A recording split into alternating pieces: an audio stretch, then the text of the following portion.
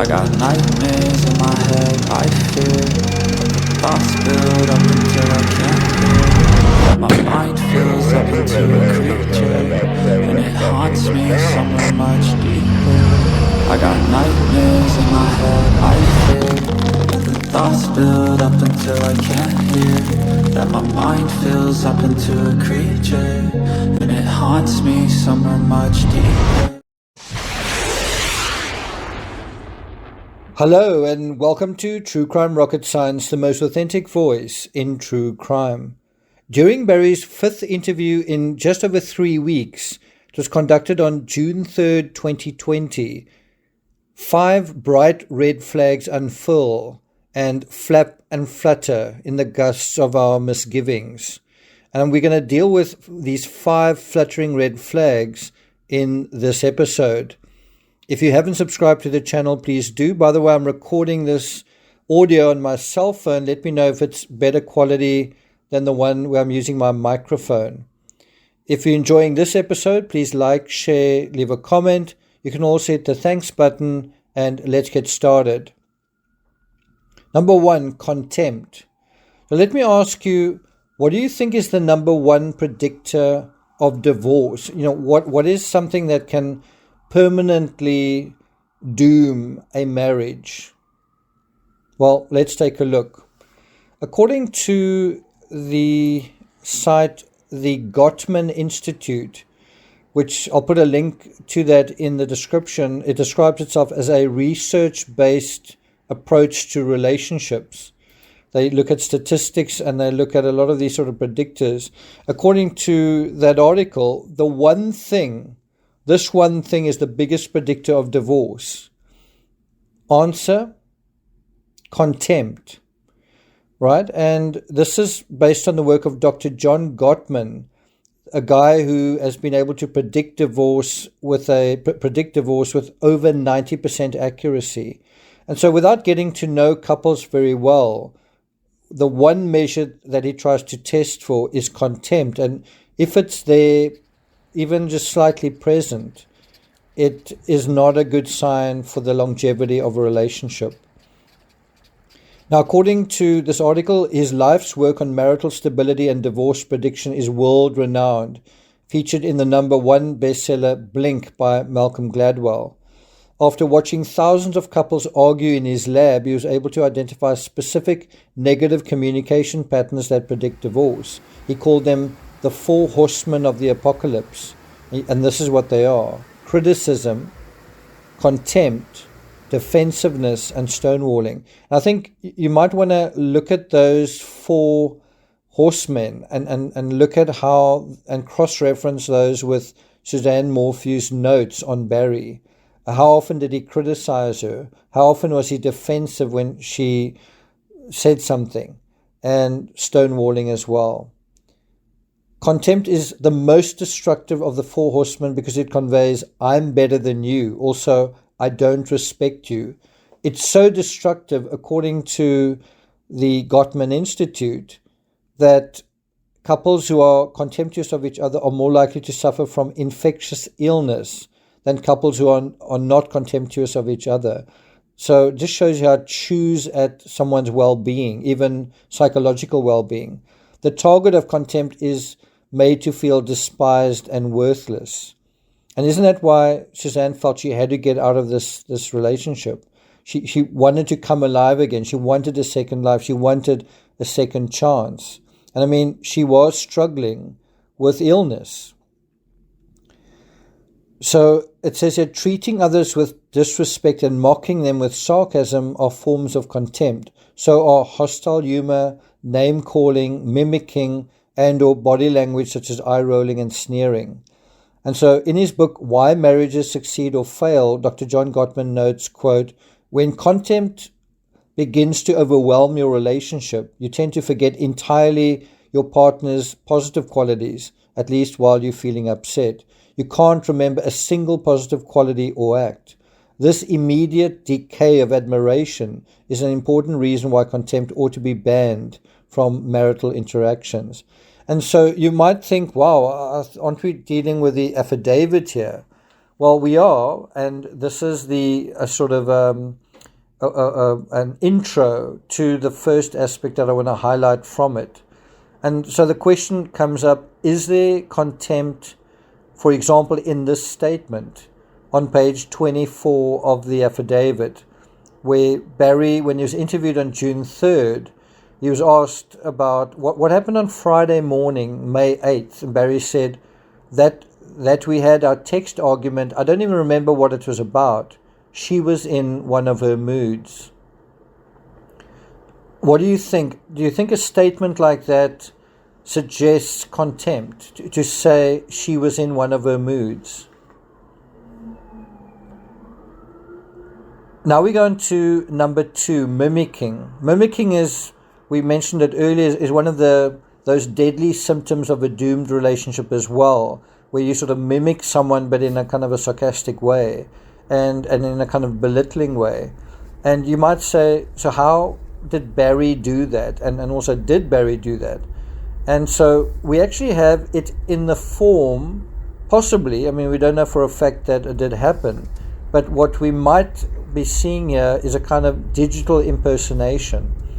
If that's what happened, just think of how undermining it actually is. In 300 feet, let me be specific. Right. Turn right. Someone who does that, someone who mimics you in terms of impersonates you online, right?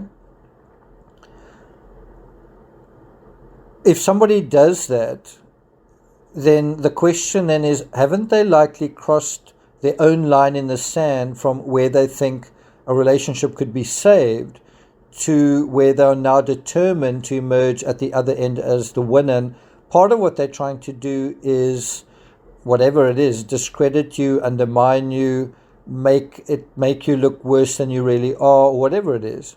And so when we apply this again to Barry, one's got to wonder whether Suzanne was online or whether Barry was online in terms of making all those Facebook friend requests. And now we're on page 25 of the affidavit, and let me read the appropriate section. When questioned further about the activities Friday evening, Barry responded that they probably watch TV, and Suzanne is usually on her computer. She's typically on the computer, maybe doing a class online. She always looks for clothes online. He added that she did not apologize about the text that morning, like nothing ever happened. So it's quite interesting that she's kind of in the wrong and she's supposed to apologize, which I suppose you could argue is a kind of defensiveness, right? But the important thing I think one's got to look at here is, do you remember that investigators found that Suzanne had made, or her account had sort of suddenly out of the blue made a number of friend requests, and the investigators had noted that from the beginning of that year, 2020, until I think it's May 8th or May 9th, I don't think she'd made a single friend request. She wasn't that kind of person. And then suddenly, from 0 in the first 4 months, she suddenly made something like 20 just before she disappeared. And then you kind of got to ask, did Suzanne do that? Was that part of her getting a new lease on life? Or did Barry do that? And if he did, why was he doing that? And this is where we talk about mimicking, whereas mimicking is kind of getting into her Facebook profile, potentially. And again, you've got to look at, it was so out of character for her, and then the sudden timing of all these requests. And the part that I think really stands out is there were at least 3 Jeffs that she friend requested. And so one wonders whether somebody knew about the actual Jeff and wanted to hide the real Jeff away, from possible scrutiny. Take note, if someone was impersonating Suzanne and taking over her social media, right, impersonating her in a way that put her in a bad light, that's all also a sign of contempt, isn't it? Anyway, let's go on to the next section. Regarding Saturday, May 9th, the morning, Barry said that he did not set the alarm or recall what time he got up. He made himself and Suzanne breakfast, set it next to her in bed, and he said, I think I made bacon and eggs and toast. Regarding Saturday, Barry stated that he got home and Suzanne had a bowl of soup ready for him. They talked about hiking and biking. They spent the day together and sat outside in the sun and talked for an hour. Now, we know that she was outside in the sun, and we know that she was engaged with Jeff Libler. It's interesting that he says they talked for an hour, because it does make one wonder, did they talk? Did Barry confront her about something? Was there voices going on for some time that Saturday? Anyway, regarding Saturday, Barry stated, I honestly don't recall what we did after that. And I think that's quite interesting. He remembers all these things, that she may have shopped online. He remembers what he made her for breakfast, bacon and eggs. He remembers that there was a bowl of soup. He remembers sitting outside and talking for an hour. All of that's pretty specific. And then after the soup, suddenly it's kind of blank. It says, I don't recall what we did after that. He says, I think we hiked here in the subdivision. And I think that is actually a very interesting statement. Not that we went to Foosa's or that we went somewhere further afield. We were hiking, we were walking around the area of this house. I think that is really, really interesting. Then he says, I don't recall what we did. Then he says, yes, we did hike. We hiked to Foosa's that night. Then twice, I'm pretty sure that's the night we hiked to Foosa's. And so it's interesting that the affidavit highlights this part, that he brings up the Foosa's part. Anyway, I guess the question to ask is, did anyone else who was there that day at Foosa's see either of the Morphews? Remember, it was a Saturday, so one would expect people to perhaps been out there. Anyway, Barry stated, I know we sat down at the lake for a while. I'd say we were gone for an hour and a half, maybe, he added. It was actually a good day. She didn't drink at all. It was a normal, nice afternoon. Barry stated that he got back to the house probably around 3 or 4. Talked about the dinner, and she said that she was going to make some potatoes. He said he would marinate the steaks. I'm probably in the garage. I usually tinker around there, killing time. So what is in the garage? Quite a few things. The guns, the safe, the tranquilizer darts, as far as I'm aware. And then also, certainly according to the defense, I think there was supposed to be $70,000 in the safe as well, which apparently disappeared. He added that Suzanne was probably doing sheets, adding that the bed was a free-for-all while he was in the garage tinkering. So it's quite interesting that in this critical time period, Saturday afternoon and evening, that's when someone decides to wash sheets. I also think Barry's reference to killing time is what we call colorful vocabulary. Of all the terms he could use, he chooses to use this term. On May 10th, when Barry urgently left for a job only to spend around 5 hours in his hotel room, well, wasn't he killing time? Now on to number 3, alarm and then no alarm. Are you keeping count of the inconsistencies? Now, I'm actually not sure if I've misread this. When Barry previously stated that he set his alarm for 4:30, I think he was talking about May 10th, the morning of May 10th. But as far as I know, he's asked later on about this. Did you set your alarm for May 10th?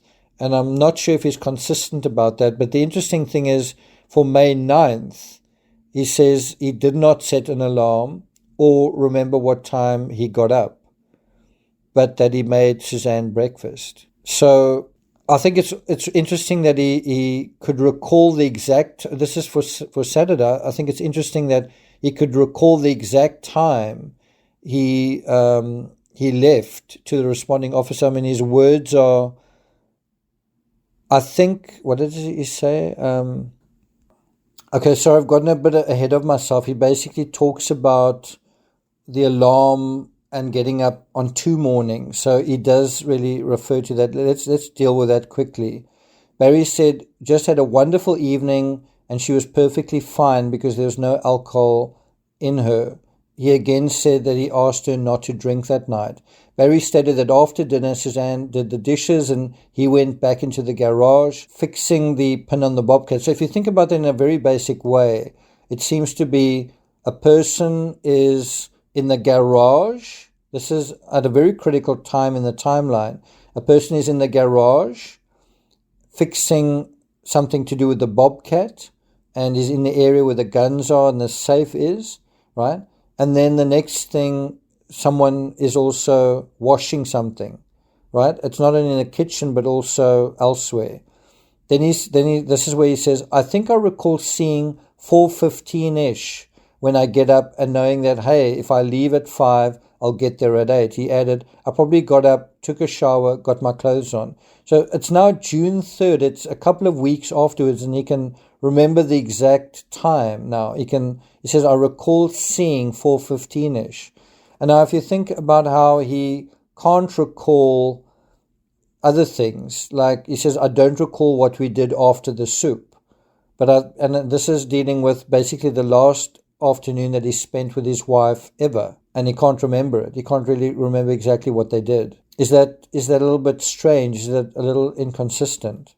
I'm getting a little confused with how I've set this out because I'm reading it a little out of order from my script here.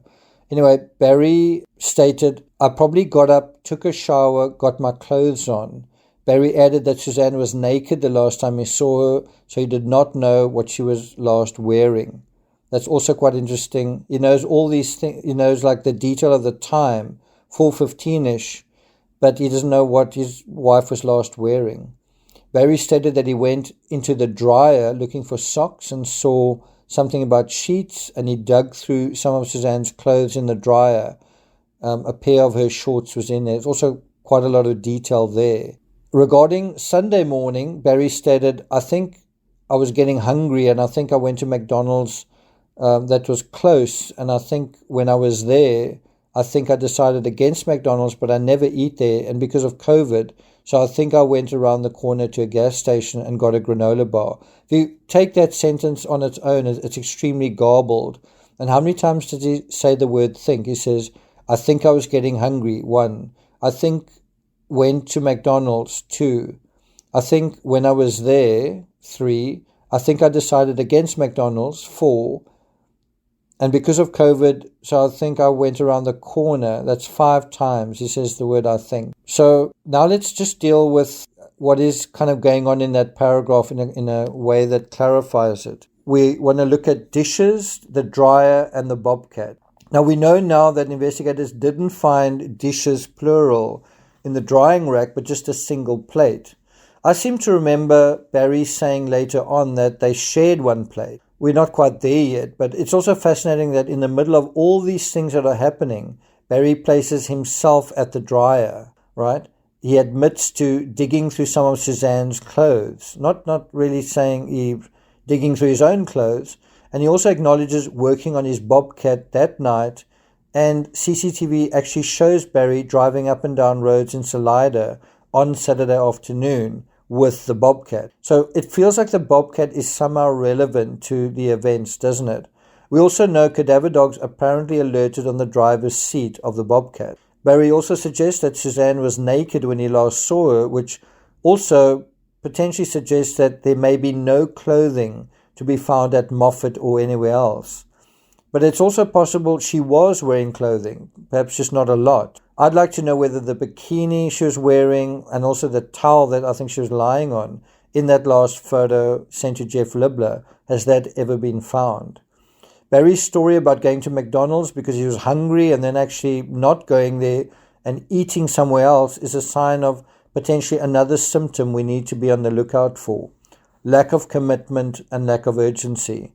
Whenever you see a situation like this and someone is acting deliberately in some areas, they've got absolute certainty about certain things.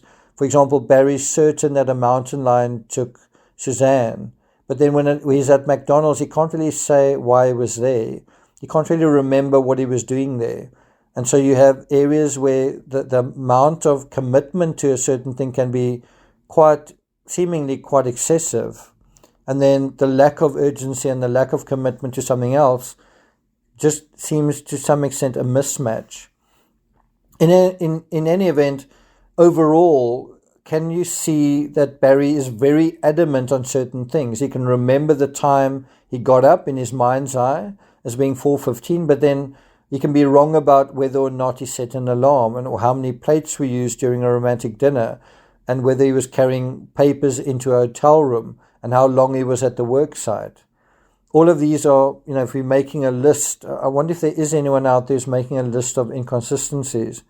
If someone close to Suzanne intended to murder her, do you think he would have set an alarm to wake up on schedule, or been awake likely for much of the night, even the whole night?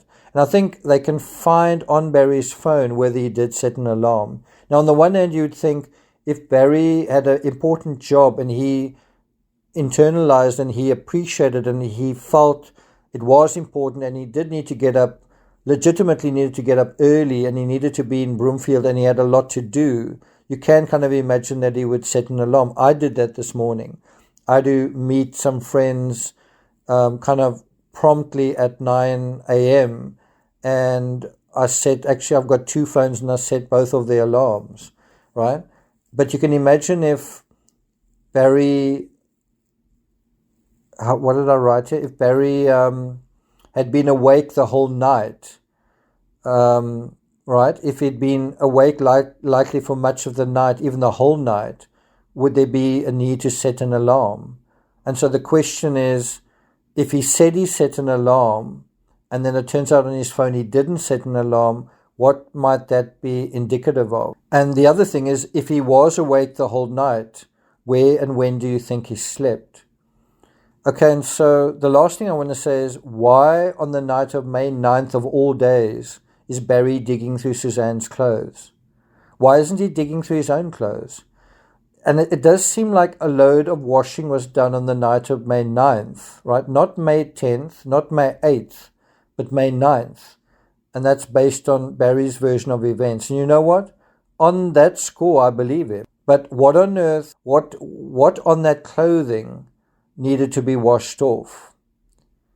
I'm not going to take it further than that. I've put together a heck of a lot of footage on today's visit to Gilgo Beach. I'm really looking forward to sharing that with you, but it's probably going to be difficult to do. It's going to be a heck of a lot of editing. Maybe it's time to do a live and I can just sort of go through that footage step by step, but without syncing it. That might be the solution. So I'll try to do that within the next couple of days. Maybe I'll just do it, instead of trying to do it all in one go, maybe I'll do it piece by piece. Anyway, thank you for listening, and I'll see you guys next time.